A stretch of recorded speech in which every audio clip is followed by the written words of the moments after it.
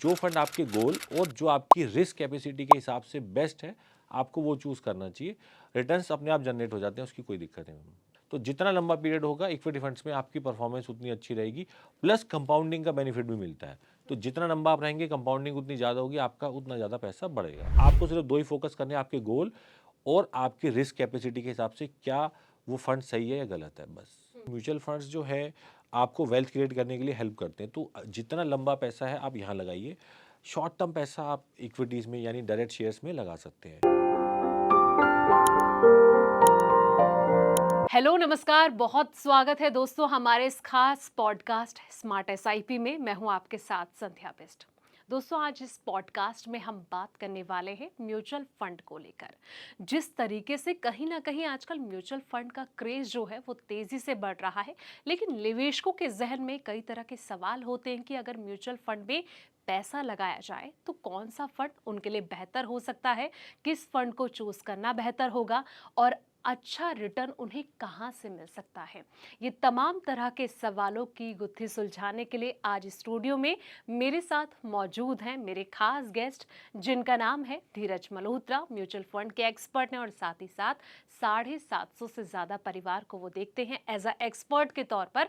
तो बहुत स्वागत है धीरज जी हमारे साथ थैंक यू इस खास संध्या जी। पॉडकास्ट में। ईटी हिंदी के सभी दर्शकों का बहुत बहुत धन्यवाद। जैसे कि आज का जो टॉपिक है म्यूचुअल फंड में कौन सा फंड चुनना चाहिए, कौन सा फंड बेस्ट हो सकता है, तो सबसे पहला सर मेरा यही सवाल, आखिर आपकी राय में क्या चलता है कि मतलब आप क्या कहेंगे कि कौन सा फंड बेस्ट हो सकता है। और सबसे पहले कि कहीं ना कहीं म्यूचुअल फंड में अगर वो निवेश करने की सोच भी रहे हैं तो किस तरीके से करना चाहिए। मैम देखिए, म्यूचुअल फंड में जब एक क्लाइंट देखता है तो ये देखता है कि रिटर्न किस में ज़्यादा अच्छा है। बट हमारे हिसाब से कोई भी फंड वो अच्छा है जो आपके गोल्स को, मतलब जैसे लेट से आपने बोला कि 10 साल के बाद मुझे एक अमाउंट चाहिए, तो जो फंड आपके गोल्स को पूरा कर सकता है, जो आपकी रिस्क कैपेसिटी है कि आप कितना रिस्क ले सकते हैं, उसको ध्यान में रख के आपको रिटर्न दे सकता है, और जो कंसिस्टेंटली परफॉर्म करता है, हमारे हिसाब से वो फंड आपके लिए ज़रूरी है, क्योंकि वो ही आपके गोल्स को पूरे करेगा। अगर हम खाली रिटर्न्स देख के फंड लेते हैं तो समटाइम्स वो गलत हो जाता है। आपके जो गोल्स हैं या रिस्क लेने की कैपेसिटी है, इनके हिसाब से तो हमारे हिसाब से बेस्ट फंड वही है जो आपके गोल्स को पूरा कर सके, या जो आपको चाहिए वो आपको दे सके, वो बेस्ट फंड रहता है मैम।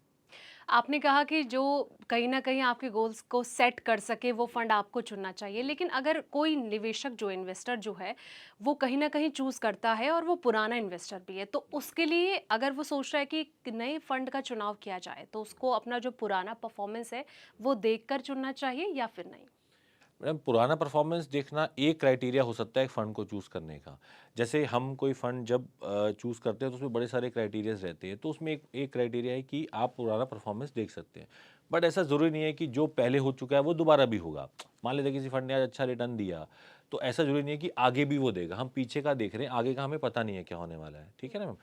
तो ये एक क्राइटेरिया हो सकता है।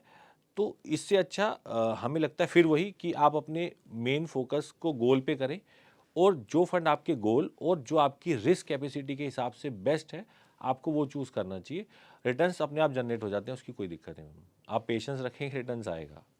आप सजेस्ट करेंगे कि कौन-सा फंड फिर भी वो चुन सकते हैं कि ये फंड फिर भी आपके अकॉर्डिंग बेस्ट हो सकता मैडम, फंड के नाम तो हम यहाँ ऐसे बोल नहीं सकते हैं, है? बट हर एक का गोल होता है। जैसे मान लेते हैं आपने बोला मुझे 1 साल के लिए पैसा लगाना है, किसी ने बोला 5 साल के लिए लगाना है, किसी ने बोला मेरे को 10 साल के लिए लगाना है।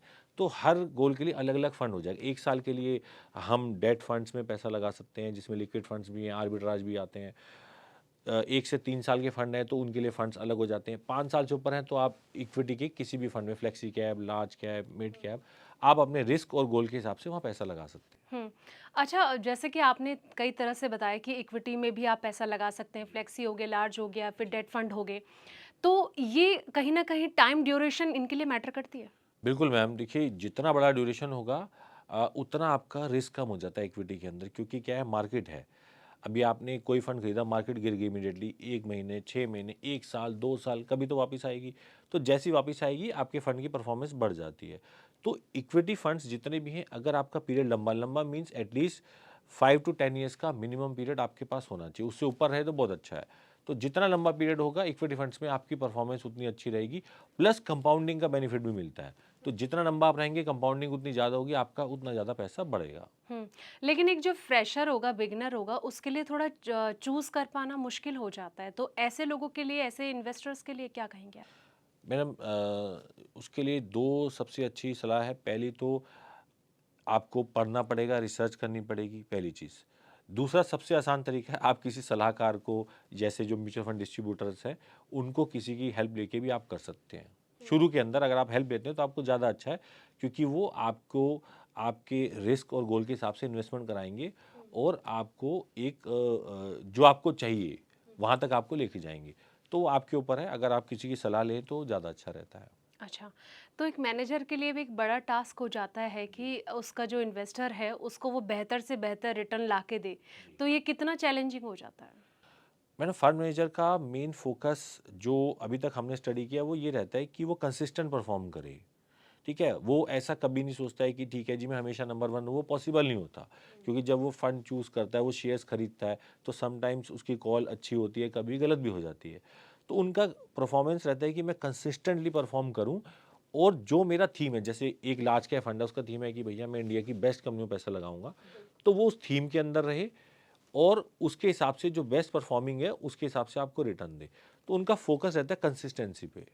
तो फंड मैनेजर के लिए चैलेंजेस बहुत ज़्यादा रहते हैं कि वो कंसिस्टेंटली एक लंबे टाइम तक परफॉर्मेंस दे सके आपको, तो वो उसके हिसाब से इन्वेस्ट करता है। तो जो इन्वेस्टर है, उसे कहीं न कहीं उसे ध्यान फ़ोकस रहना चाहिए कि उनका मैनेजर कहाँ-कहाँ पे क्या-क्या चीज़ें इन्वेस्ट कर रहा है, कौन-सी चीज़ें उन्हें देखनी चाहिए?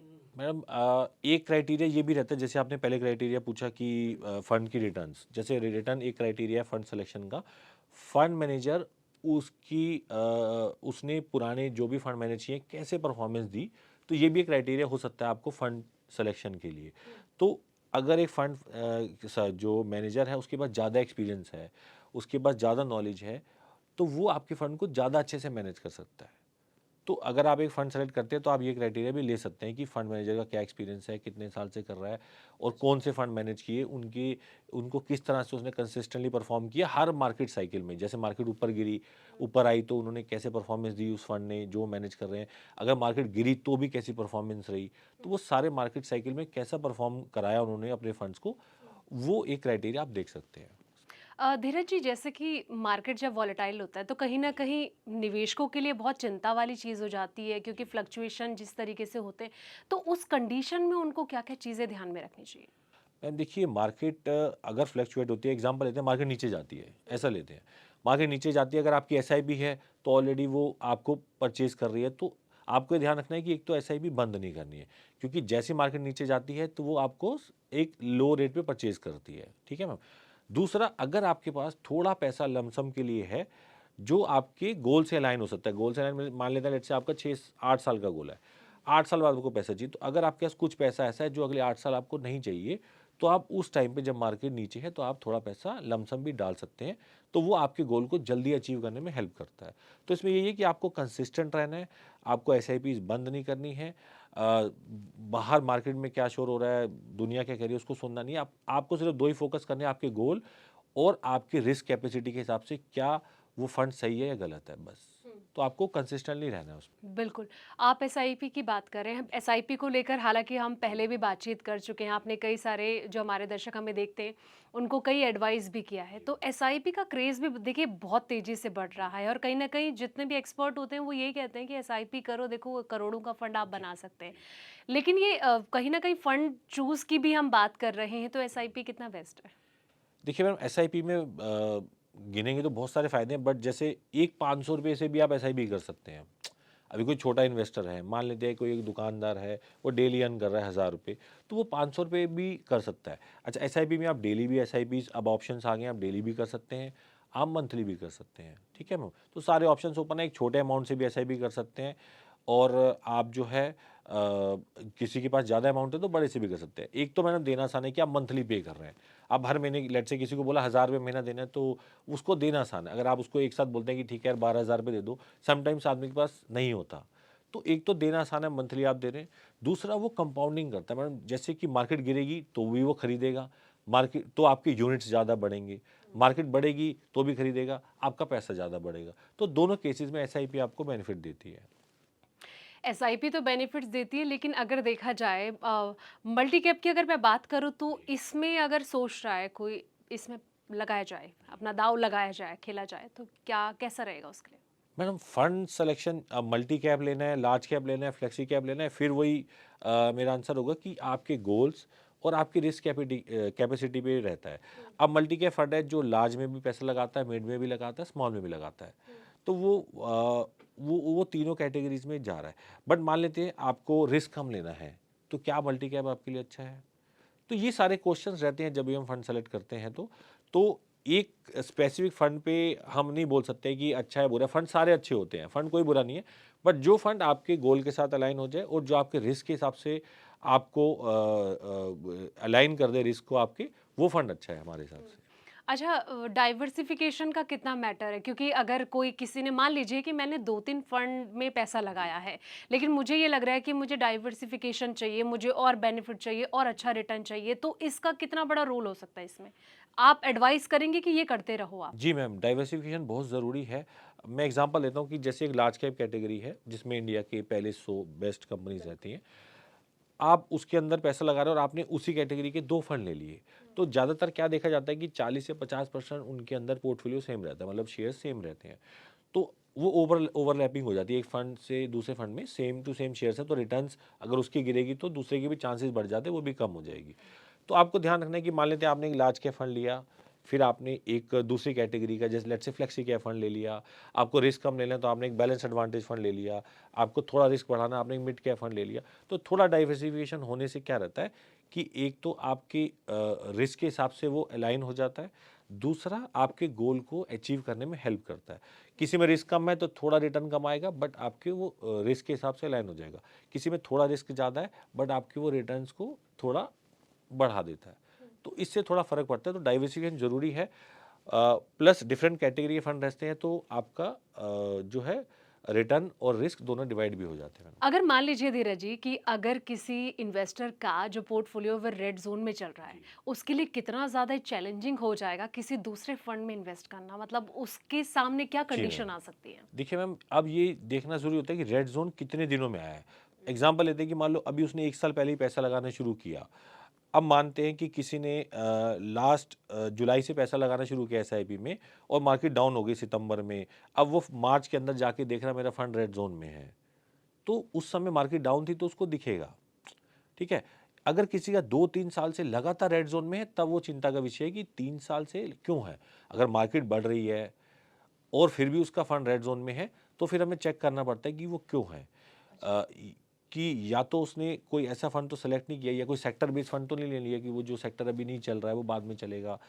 अगर कोई भी फंड कंसिस्टेंटली 1 से 2 साल परफॉर्म नहीं करता है और हमें लगता है कि या तो उसका फंड मैनेजर बदल गया है या जो स्कीम है, जो स्कीम में जहाँ पैसा लगाया था वो अपनी स्कीम से थोड़ा आगे पीछे हो रही है, तो फिर हमें फंड चेंज करने के लिए सोचना चाहिए। लेकिन अगर फंड चेंज करने की वो सोच भी रहा है और जिसमें उसका दाव लगा हुआ था, तो उसे फिर वहां से मूव होके दूसरे न्यू फंड में चांस लगाना चाहिए? मैम देखो, अगर ये सारी चीज़ें हो जाती हैं कि वो कंसिस्टेंटली 1-2 साल से परफॉर्म नहीं कर रहा है, उसको ये लग रहा है कि फंड मैनेजर भी चेंज हो गया है, कंपनी जिस थीम पे चली थी वो थीम में भी कुछ चेंजेस किए हैं उसने, तो अगर फंड बदलना है तो फिर हाँ, हमारे को एसआईपी भी चेंज करनी चाहिए और जो पैसा पड़ा उसको भी दूसरे फंड में लेके आना चाहिए। धीरज जी, जैसे कि शॉर्ट टर्म के लिए अगर मैं बात करूं तो कहीं ना कहीं जो एक्सपीरियंस इन्वेस्टर होते हैं वो दाव लगाना ज़्यादा प्रेफर करते हैं शॉर्ट टर्म के लिए, तो कितना ज़्यादा बेनिफिट हो सकता है और कहीं ना कहीं ये रिस्क के लिए भी प्रोस्पेक्टर के हिसाब से देखा जा सकता है? देखिए मैम, मेरा सोचना ये है कि म्यूचुअल फंड्स जो है आपको वेल्थ क्रिएट करने के लिए हेल्प करते हैं। तो जितना लंबा पैसा है आप यहाँ लगाइए, शॉर्ट टर्म पैसा आप इक्विटीज़ में यानी डायरेक्ट शेयर्स में लगा सकते हैं, ठीक है? ये जो इन्वेस्टर शॉर्ट टर्म के लिए पैसा लगाते हैं फिर निकाल लेते हैं, समटाइम्स तो वो सक्सेसफुल हो जाते हैं कि चलो ठीक है प्रॉफिट लेके बाहर आ गए। बट ज़्यादातर केसेस में देखा गया है कि वो उतना पैसा जनरेट नहीं कर पाते जितना लॉन्ग टर्म इन्वेस्टर कर पाता है, जो कंसिस्टेंटली पैसे को इन्वेस्ट करता है और वो एक लंबे टाइम के बाद या अपने गोल के हिसाब से इन्वेस्ट करता है और उसको अचीव करता है। तो हमारे हिसाब से ये शॉर्ट टर्म अगर आपको लगाना है तो म्यूचुअल फंड्स के को छोड़ के आप शेयर्स में जा सकते हैं। म्यूचुअल फंड हमारे हिसाब से लॉन्ग टर्म इन्वेस्टर के लिए और वेल्थ क्रिएट करने के लिए। तो मतलब आप ये कह रहे हैं कि इक्विटी में ही अगर शॉर्ट टर्म के लिए जाना है तो इक्विटी में ही जाएं। हाँ, अगर आपको नॉलेज है, आप खुद शेयर्स खरीद सकते हैं या आप किसी की हेल्प से कर सकते हैं। शॉर्ट टर्म के लिए आपको इक्विटीज़ में जाना चाहिए, या अगर आपको जाना है तो इक्विटी म्यूचुअल फंड्स में नहीं जा सकते, आप डेट म्यूचुअल फंड्स में आप ले सकते हैं। जैसे लिक्विड फंड्स हैं, आपको 2 महीने 3 महीने के पैसे हाँ, लगाना है, शॉर्ट टर्म के लिए आपको आर्बिट्राज में ले सकते हैं, आपको 1 साल के लिए पैसा लगाना है, आप ऐसे फंड्स में जा सकते हैं। पर उनकी रिटर्न्स कम रहती हैं, वो 3, 4, 5, 6% टाइप्स रिटर्न्स रहेंगी ऐसे फंड्स की। अगर आपको ज़्यादा रिटर्न्स चाहिए, आपको रिस्क ज़्यादा लेना है, तो फिर आपको इक्विटी में अगर आपको नॉलेज है, आप कर सकते हैं, तो आपको डायरेक्ट शेयर्स खरीदने चाहिए। लेकिन इक्विटी में जैसे कि आप कह रहे हैं कि अगर शॉर्ट टर्म के लिए जाना है इक्विटी में आप दाव लगा सकते हैं, फिर कई बार तो ऐसा होता है कि इन्वेस्टर को बहुत एकदम वो जो सोच भी नहीं सकते उस तरीके का रिटर्न भी मिलता है। बिल्कुल मैडम, कुछ ऐसा हर टाइम नहीं होता, बट समटाइम्स ऐसा भी होता है कि उसको अच्छा रिटर्न मिलता है, समटाइम्स लॉस भी होता है।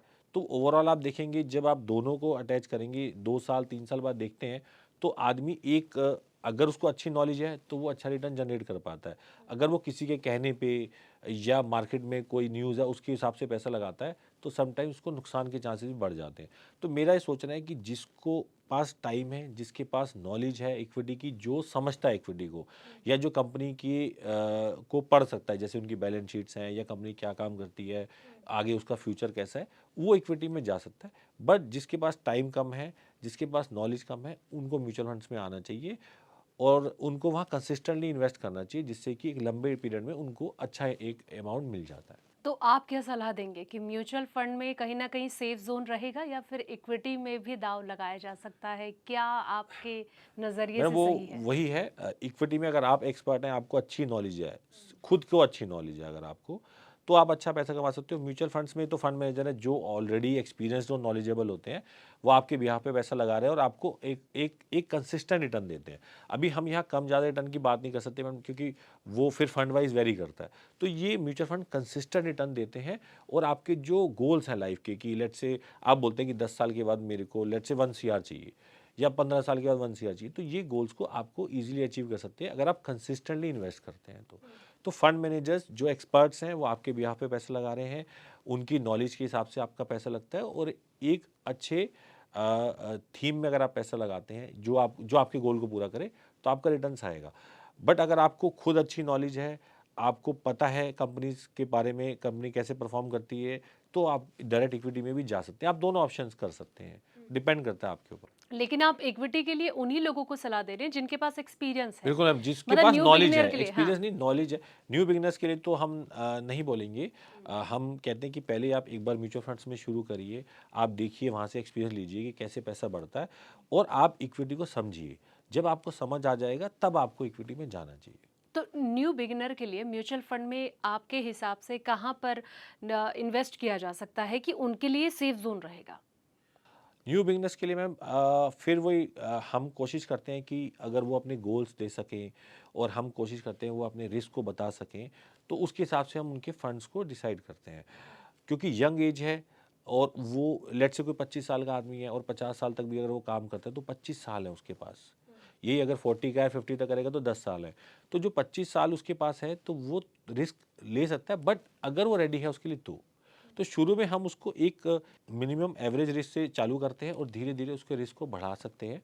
और एक बार उनको जब समझ में आ जाती है कि म्यूचुअल फंड कैसे काम कर रहा है, उनको कैसे रिटर्न्स आ रहे हैं, या जो उन्होंने पैसा लगाया क्या वो गोल से अलाइन है नहीं है, उनको जितना रिस्क लेना था उससे ज़्यादा तो रिस्क नहीं है उसमें, तो उसके हिसाब से वो फिर आगे उसको बढ़ा सकते हैं फंड्स को। अच्छा, ज़्यादातर इन्वेस्टर्स को आप लोग भी हैंडल करते होंगे, जी तो मैम। आपके हिसाब से आप किस तरीके की चीज़ें उनमें देखना मतलब देखते हैं कि वो ज़्यादा कौन सा फंड लेना पसंद करते हैं? जैसे कि एसआईपी की आप बात ही कर रहे जी हैं, जी तो मैम। इसमें ज़्यादा वो कहीं ना कहीं सोचते हैं कि ये एक सेफ जोन है तो इसमें चला जा सकता है। जी मैम, ज़्यादातर इन्वेस्टर एसआईपी में ही इन्वेस्ट करना चाहते हैं। एक तो मैंने आपको पहले बोला ईज़ी है, आप एक छोटे से अमाउंट से भी चालू कर सकते हैं। मंथली देना आसान रहता है, तो आदमी आज की डेट में क्या है, वो ईएमआई उसको ज़्यादा ईज़ी समझ में आता है कि ठीक है यार, आपको 1000 रुपीज़ मंथली देना है, 5000 देना है, 10 देना है, वो दे सकता है अपनी कैपेसिटी के हिसाब से। प्लस उसको एवरेज आउट होता है, हर महीने पैसा लग रहा है, तो उसका रिस्क डिवाइड हो रहा है। जैसे मार्केट गिरेगी तो वो यूनिट्स ज़्यादा परचेज करेगा, मार्केट बढ़ेगी उसका पैसा बढ़ेगा, तो वो उसको एक एवरेज आउट कर देता है पैसे को। तो ज़्यादातर लोग एसआईपी प्रेफर करते हैं। हाँ, हम कोशिश करते हैं अगर मार्केट कभी वोलेटाइल होती है या डाउन होती है, तो हम लोगों से बोलेंगे कि थोड़ा लमसम अगर आप कंफर्टेबल हो तो डाल सकते हैं, नहीं तो एसआईपी कंटिन्यू करें। एसआईपी बंद नहीं करनी चाहिए। आज की डेट में अगर हम देखते हैं जितनी नई जनरेशन है जो खुद पैसा लगाना चाहती है, उनके साथ एक ही दिक्कत रहती है कि वो जैसी मार्केट बढ़ेगी पैसा निकाल लेंगे, मार्केट गिरेगी एसआईपी रोक देंगी, तो वो रिवर्स करते हैं। मार्केट गिरती है तो आपको पैसा लगाना चाहिए, और मार्केट बढ़े पैसा जब तक आपका गोल नहीं आ रहा मेरे हिसाब से तब तक आपको होल्ड करना चाहिए, पैसे को इन्वेस्टेड रहना चाहिए। हम्म, लेकिन वही चीज़ हो जाती है ना कि अगर उन्होंने मार्केट डाउन हो रहा है तो कई सारे पैनिक मोड में आ जाते हैं कि मतलब ठीक है पैसे निकालने में ही समझदारी है, लेकिन आप जैसे उन्हें एडवाइस भी कर रहे हैं कि उस टाइम पे स्टेबिलिटी ज़रूरी होती है, पेशेंस लेवल कंट्रोल में रखना ज़रूरी होता है। लेकिन कहीं ना कहीं अगर मैं थोड़ा सा इसके इतर अगर सवाल पूछूं तो आज भी ना बहुत सारे लोग ऐसे हैं, खास तौर पर अगर मैं सीनियर सिटीजन्स की मैं बात करूं तो उनका जो ट्रस्ट है ना, उनको इक्विटी, म्यूचुअल फंड, एसआईपी, इनसे ज़्यादा आज भी जो उनका ट्रस्ट बना हुआ है ना वो एफडीज में बना हुआ है। चाहे वो 6% का रिटर्न मिले चाहे 7% का, उनको फ़र्क नहीं पड़ता उस चीज़ से। वो बिल्कुल सही है मैम। देखिए सीनियर सिटीजन्स को सेफ्टी पहले प्रेफर रहता है, तो समटाइम्स क्या होता है हमारे पास सीनियर सिटीजन आते हैं बट उनके पास जो एक्स्ट्रा अमाउंट होता है, जैसे मान लेते हैं आपके घर का खर्चा 50,000 महीना है, अगर उनको 50,000 महीना मिल रहा है प्लस उनको थोड़ा रिस्क लेना है, कई लोग समझते हैं रिस्क को, जैसे उन्होंने पहले भी म्यूचुअल फंड लिए होते हैं अपनी एज में जब वो रिटायर नहीं हुए होते, तो वो समझते हैं, तो वो पैसा लगाने को रेडी रहते हैं। तो हम उनका पैसा जो कम रिस्क वाले फंड्स हैं जिसमें इक्विटी भी रहता है, डेट भी रहता है, कमोडिटीज़ भी है, रियल एस्टेट भी है, ऐसे इस तरह के फंड्स में पैसा लगा देते हैं। उनको हम हाई रिस्क वाली इक्विटी में नहीं लेके जाते हैं। तो जिसके पास एक्स्ट्रा मनी है, जो खर्चे के बाद बचती है और जो रिस्क को थोड़ा भी समझता है, तो हम उन सीनियर सिटीजन्स को बोलेंगे कि आप भी यहाँ पैसा लगा सकते हैं। लेकिन उसके लिए थोड़ा अवधि आपकी 5-6 साल, 7 साल, 8 साल ऐसी होनी चाहिए। ठीक है। जिस तरीके से म्यूचुअल फंड या फिर इक्विटी में कहीं ना कहीं इन्वेस्टर सोचते हैं कि यहाँ पर इन्हें प्रॉफिट अच्छा मिलता है, लेकिन कहते हैं कि जितना अच्छा प्रॉफिट कहीं ना कहीं थोड़ा नुकसान भी झेलना पड़ता है क्योंकि टैक्स वगैरह भी कट जाता है। तो इसको कैसे कैलकुलेट किया जा सकता है, तो किस तरीके से कहीं ना कहीं उनको बाकी जगह भी अपनी चीज़ें रखनी चाहिए कि उनको इससे बेनिफिट मिल सके? मैम देखिए टैक्स तो आप कहीं भी इन्वेस्ट करेंगी। अब एग्जांपल लेते हैं, आप पीएफ है, पीपीएफ है, ये तो टैक्स फ्री है इंडिया में। अगर आप म्यूचुअल फंड्स लेते हैं, जितने इक्विटी म्यूचुअल फंड्स हैं, 1 साल के बाद 1.25 लाख के प्रॉफिट तक कोई टैक्स नहीं है, उसके ऊपर 12.5% टैक्स है। अगर आप यही एफडी लेते हैं तो वो आपके स्लैब में ऐड हो जाता है। आप 30% में आते हैं तो 30% टैक्स देंगे, 20 में आते हैं तो 20 देंगे, जो भी आपका स्लैब होगा। तो टैक्स तो ज़्यादातर इन्वेस्टमेंट में लगते ही लगते हैं। तो आपको ये नहीं सोचना है कि टैक्स लग रहा है, वो नुकसान हो रहा है। आप ये सोचिए कि रिटर्न, लेट से आपकी रिटर्न आई 1% आई, लेट से 10 आई, तो आप सोचिए कि मेरे को 9% मिल रहा है, 10% आपका टैक्स में चला गया, उसमें कोई इशू नहीं है। तो आपको टैक्स को छोड़ के ये देखना है कि आपका जो गोल है और जितना पैसा आपको चाहिए, लेट से आपको 10 साल बाद 5 करोड़ चाहिए या 1 करोड़ चाहिए, तो क्या वो आपको मिल रहा है टैक्स काटने के बाद, वो ज़रूरी है। तो हमारा फोकस वहाँ रहता है। तो टैक्स तो मैडम जो गवर्नमेंट के टैक्सेस है वो तो हमें पे करने ही करने हैं, उसमें कोई दिक्कत नहीं है। तो आपको उसको छोड़ के मेन फोकस करना है कि आपके जो टैक्स के बाद आपको उतना पैसा मिलना चाहिए, मतलब आपका गोल ऐसा बनाना चाहिए कि वो टैक्स काटने के बाद आपको उतना पैसा मिले। समटाइम्स लोग क्या करते हैं कि जिसने 1 CR का गोल बनाया 10 साल के बाद, तो वो कैलकुलेट नहीं करता कि लेट्स से इसमें से मान लेते हैं मेरा टैक्स एग्जाम्पल के लिए 10 लाख रुपये टैक्स लग जाएगा, तो वो मुझे 90 मिलेगा। तो उसको गोल इस तरह से बनाना चाहिए कि वो टैक्स काट के उसको 1 करोड़ मिले, तो वो ज़्यादा बेनिफिशियल रहता है। तो वो भी हमें फोकस करना पड़ता है शुरू में ही, जब हम गोल बनाते हैं, जो भी बनाएगा या आप अपने गोल बनाएं, तो आपको फोकस ये करना है कि टैक्स काट के मुझे इतना पैसा हाथ में आना चाहिए। मतलब उस माइंडसेट के साथ उन्हें उस माइंड चलना के चाहिए। साथ करना बिल्कुल चाहिए। बिल्कुल। आप आज के हिसाब से कर सकते हैं, हो सकता है टैक्स आगे कम हो जाए, ज़्यादा हो जाए, वो हम प्रेडिक्ट नहीं कर सकते। बट हाँ, आज के हिसाब से हम उसको एक बना सकते हैं कि आज के हिसाब से हमें इतना पैसा लगाना चाहिए। धीरज जी, इन्वेस्टर के लिए ना कहीं अपने पोर्टफोलियो की समीक्षा करना ज़रूरी हो जाता है, और हर साल उसे क्या चेंजेस करने चाहिए कि इस चीज़ को लेकर उसे फोकस रहना चाहिए? मैम देखिए पोर्टफोलियो रिव्यू हर साल हर एक को करना चाहिए, हम तो करते हैं क्लाइंट्स का। आप अगर आप खुद इन्वेस्ट करते हैं तो आपको भी करना चाहिए। उसका रीज़न है कि बहुत सारी चीज़ें आपकी लाइफ में चेंज होती है। मान लेते हैं आपकी जॉब आपने चेंज की, आपकी सैलरी बढ़ गई, तो आप ज़्यादा पैसा लगा सकते हैं। दूसरा, कोई फंड आपका परफॉर्म नहीं कर रहा है, तो सेम वही कि आपको पहले देखना है कि फंड मैनेजर तो नहीं चेंज हुआ है या कंपनी ने कोई स्ट्रैटेजी चेंज तो नहीं की है, फंड क्यों हमारा आज रेड जोन में है जैसे आपने बोला, या नहीं परफॉर्म कर रहा है। दूसरी चीज़ ये है कि समटाइम्स आपके जोखिम भी चेंज हो जाते हैं, आप रिस्क कैपेसिटी भी चेंज हो जाती है। जैसे आपकी एज बढ़ी, मान लेते हैं कोई 30 साल का आदमी है, वो 40 का हो गया है या 45 का हो गया, वो रिस्क थोड़ा कम करना चाहता है। तो इन सब चीज़ों को ध्यान रखने के लिए हमें पोर्टफोलियो हर साल रिव्यू करने चाहिए। पोर्टफोलियो रिव्यू का ये मतलब नहीं है कि हमें फ़ंड बदलना ज़रूरी है। फ़ंड बदलना ज़रूरी नहीं रहता है अनटिल अनलेस कि कोई बहुत इमरजेंसी है, या ऐसा है कि फ़ंड बहुत कंसिस्टेंटली पर अंडर परफॉर्म कर रहा है, या आप कोई आपका कोई गोल अचीव हो गया है तो आप उसको बंद कर रहे हो, वो अलग चीज़ें रहती हैं। तो मेन पर्पस ये होता है कि जो हमारे लाइफ में चेंजेस हुए हैं, हम उसको उसके अंदर पोर्टफोलियो चेक करके उसको ऐड ऑन कर सकते हैं। जैसे सैलरी बढ़ी तो हम अपना एसआईपी बढ़ा सकते हैं, है ना? किसी की ऐसा भी रिवर्स भी होता है कि किसी का जॉब चला गया है तो वो अमाउंट कम करना चाहता है, वो भी रिव्यू कर सकता है, तो वो सारी चीज़ें रिव्यू हो जाती हैं। एक आखिरी सवाल मैं दोबारा आप पे जोर दूंगी कि एक बार हमारे दर्शकों को प्लीज़ बताएं कि ठीक है, अगर वो कोई फंड का चुनाव करना चाहते हैं तो किस किस तरीके से वो कर सकते हैं, मैम देखिए या फिर कौन सा बेस्ट उनके लिए हो सकता है? देखिए मैम, वही शुरू में जैसे आपने पूछा, बेस्ट फंड वही है जो आपके गोल्स को पूरा कर सके और जो आपके रिस्क के हिसाब से सूटेबल हो। कुछ नाम बता पहली चीज़, सकेंगे? मैम फंड के नाम तो आपको पता है अलाउड नहीं है ऐसे बोलना। दूसरी चीज़ रहती है कि अगर आपको नॉलेज है और आपके पास टाइम है, आप खुद कर सकते हैं, आप ज़रूर कीजिए। लेकिन मेरी हर एक से रिक्वेस्ट रहती है कि कोशिश करिए कि किसी सलाहकार से या किसी डिस्ट्रीब्यूटर, म्यूचुअल फंड डिस्ट्रीब्यूटर से ज़रूर सलाह लें, जिससे कि आपको और अच्छे से आपको वो सलाह देके आपके जो गोल्स हैं उसको अच्छे से अलाइन कर सके। तो मैडम सिंपल है, आप अच्छे से फोकस करें।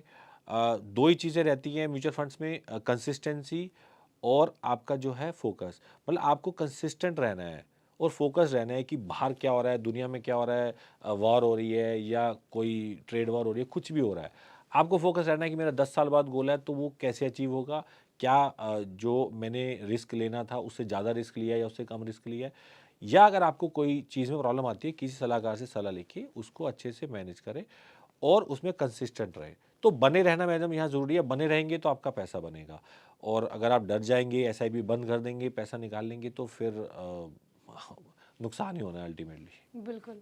तो बहुत शुक्रिया धीरज जी, ये जी शुक्रिया तमाम मैम, थैंक यू। सारी जानकारी हमारे व्यूवर्स तक पहुंचाने के लिए, देने के लिए बहुत शुक्रिया आपका। तो देखा आपने, धीरज जी ने तमाम जानकारी आपको दी कि किस तरीके से आप फंड का चुनाव करें, क्या-क्या चीज़ों का ध्यान रखें, और अगर फंड चुन भी लिया है तो कैसे उसको मैनेज किया जाना चाहिए, ये वगैरह-वगैरह सवाल।